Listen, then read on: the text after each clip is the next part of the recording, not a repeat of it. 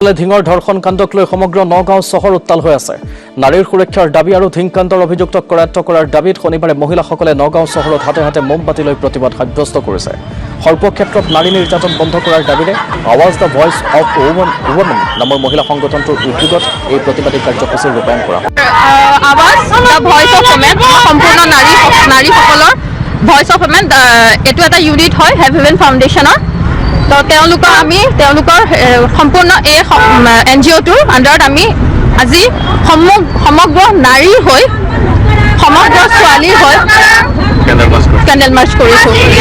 আজি আমি ওলাই অহা আমাৰ মূল উদ্দেশ্য এটাই হৈছে নাৰীসকলৰ ওপৰত যি নিৰ্যাতন চলি আহিছে সেই নিৰ্যাতন বন্ধ মানে কেনেকৈ যে দোষীক শাস্তি দিব লাগে, উচিত যোনটো শাস্তি তেখেতসকলে পাবলগীয়া শাস্তি দিব লাগে। তেতিয়াহে হয়তো নাৰীসকল মানে সুকলমে অহা যোৱা কৰিব পাৰিব। অফিচ হওক, টিউশ্যন হওক, সৰু ল'ৰা ছোৱালীৰ পৰা বৃদ্ধলৈকে কোনো সাৰি যোৱা নাই।